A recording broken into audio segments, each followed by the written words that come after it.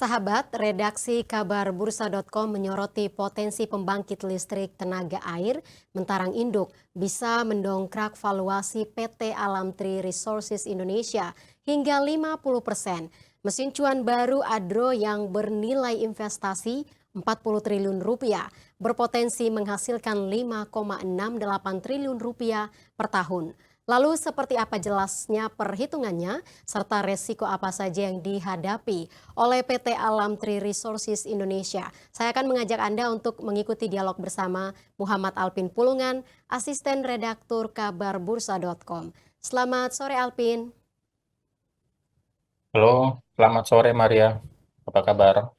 Sehat Alpin. Alhamdulillah sehat. Baik Alpin, kita langsung saja ya. Alpin, boleh diuraikan analisis redaksi terkait PLTA Mentarang Induk yang konon katanya bisa jadi mesin cuan yang menghasilkan 5,68 triliun rupiah per tahunnya. Iya, jangan disebut konon dong. Ini sudah pasti karena proyeksinya akurat gitu ya. Jadi mengenai artikel PLTA Mentarang Induk ini tuh hasil riset tim redaksi kabar bursa yang dikepalai Pak Slamet Wiryawan ya, atau Pak Mehmet di kabar bursa. Beliau direksi digital gitu. Riset ini menyoroti PLTA Mentereng Induk yang lokasinya itu ada di Sungai Mentarang di Kalimantan Utara, sekitar 35 kilometer gitu dari Malinau Kota. Nah, ini proyek pembangkit listrik tenaga air dengan kapasitas 1.375 megawatt yang digadang-gadang itu bakal jadi salah satu PLTA terbesar gitu di Asia Tenggara. Dayanya bahkan itu melampaui PLTA Cirata yang ada di Kabupaten Purwakarta, Jawa Barat ya, yang sekarang ini informasinya memiliki kapasitas 1.008 megawatt. Nah, jadi jika nanti PLTA ini rampung, maka dia akan menjadi PLTA terbesar yang ada di Indonesia, bahkan di Asia Tenggara. Nah, yang bikin menarik adalah proyek ini dipegang sama PT Kayan Hydropower Nusantara atau KHN. Jadi PT ini tuh konsorsium gitu ya antara PT Alam Tri Resources atau kita menyebutnya ADRO, kemudian juga ada dari Sarawak Energi Berhad Malaysia dan PT Kayan Patria Pratama, perusahaan asal Indonesia juga. Nah, ADRO sendiri punya 50% saham di sini. Jadi otomatis setengah dari potensi cuan PLTA ini bakal masuk ke kantong mereka. Nah, kenapa ADRO serius ambil bagian 50%? Ya, ini karena mereka udah nggak mau lagi gitu bergantung sama batu bara terus-menerus ya. Sekarang kan 83% pendapatan Adro itu masih dari batu bara. Tapi mereka punya target besar nih. Di 2030, 50% pendapatan harus dari sektor non batu bara. Seperti misalnya energi hijau dan smelter aluminium yang menjadi lokomotif transisi energi gitu ya. Nah, jadi PLTA Mentareng Induk ini bakal jadi senjata utama nih buat diversifikasi bisnis mereka. Nah, coba sekarang kita masuk ke angka-angka yang bikin proyek ini jadi mesin cuan. PLTA ini bakal menghasilkan sekitar 9 terawatt jam listrik per tahun.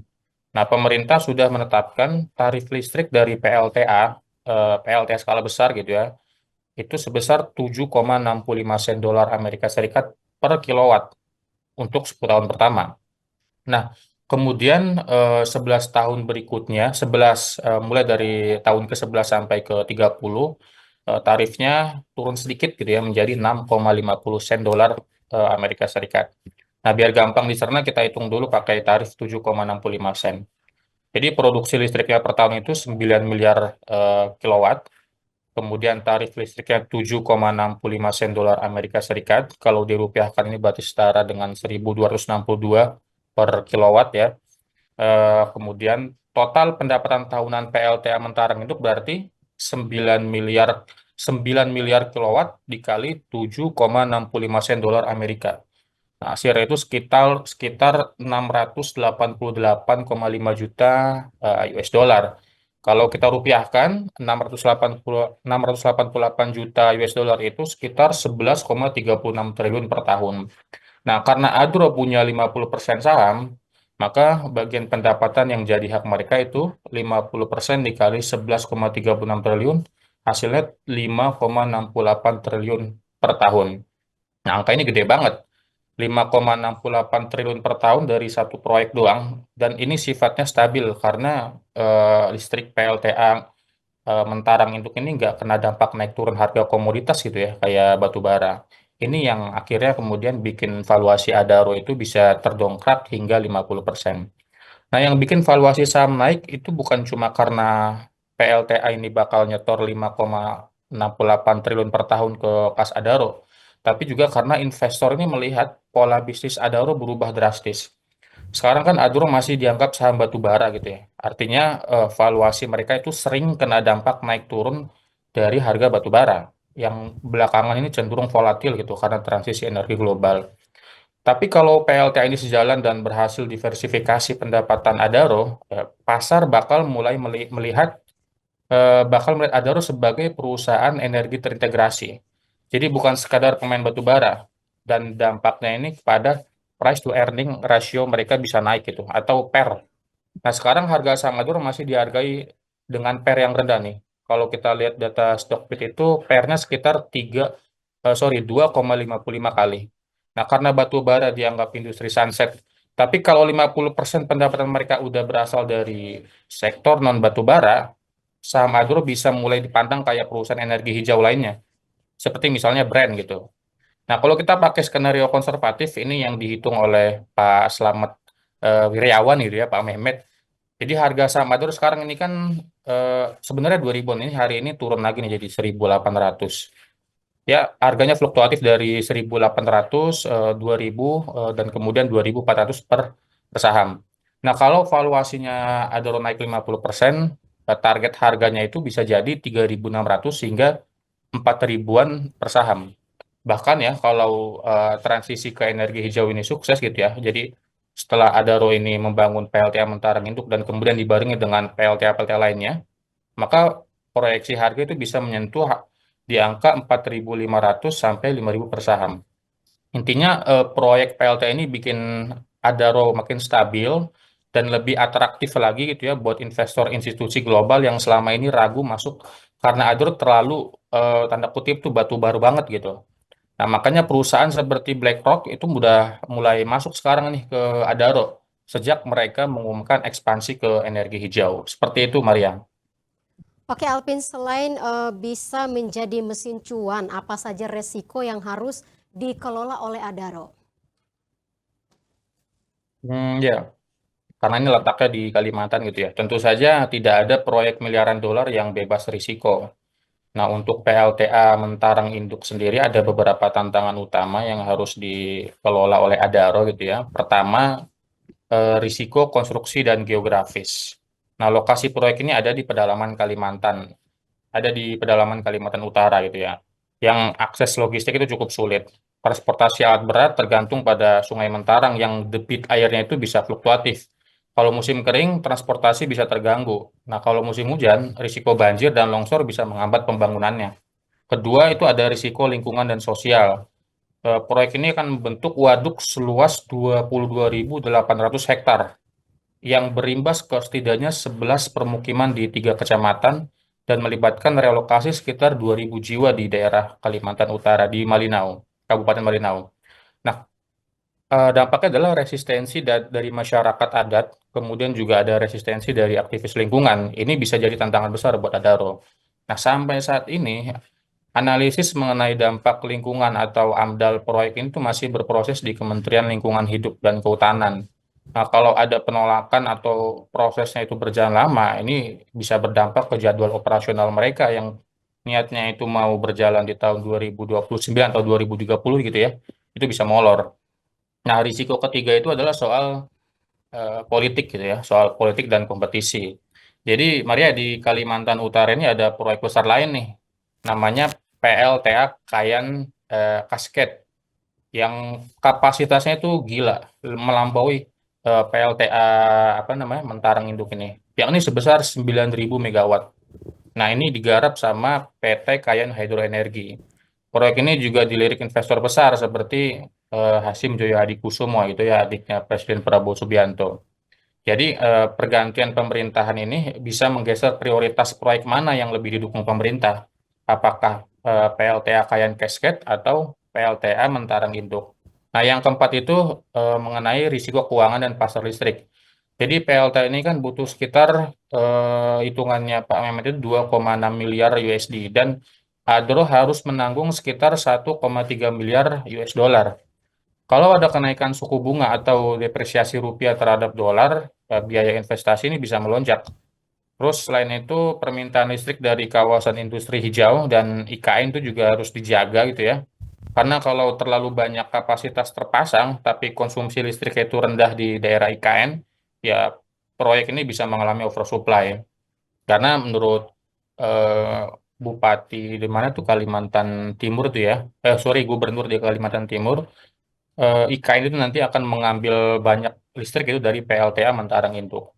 Jadi meskipun PLTA Mentarang Induk ini kelihatannya menjanjikan syarat cuan, ya ada juga ada banyak faktor gitu yang perlu diawasi agar proyek ini benar-benar bisa optimal dan tidak justru menjadi beban finansial bagi Adro. Seperti itu, Maria.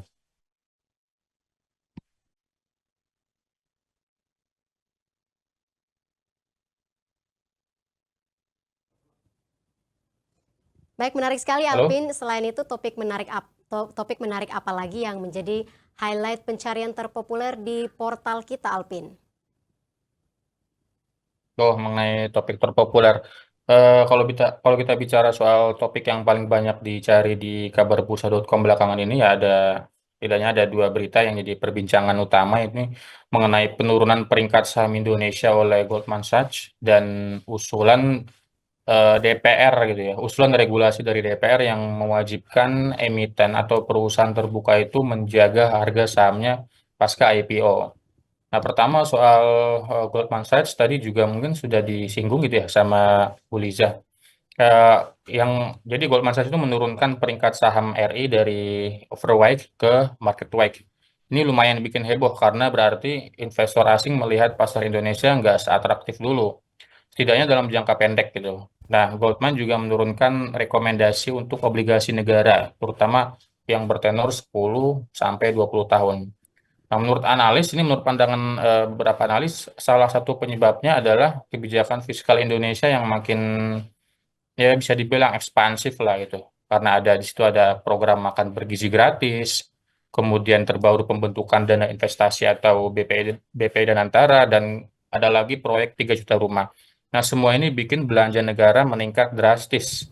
Artinya pemerintah butuh tambahan dana nih, dan kemungkinan bakal menerbitkan lebih banyak surat utang. Sayangnya, Goldman menilai strategi ini kurang baik kalau Bank Indonesia yang malah menyerap obligasi tersebut. Jadi bukan pasar gitu ya. Nah, ini mencerminkan bahwa sektor keuangan kita ini masih belum cukup untuk menampung kebutuhan pembiayaan sebesar itu. Kemudian yang kedua soal ide DPR itu ya, anggota Komisi 11 DPR RI fraksi Demokrat, Fati namanya, meminta emiten menjaga harga saham mereka setelah IPO.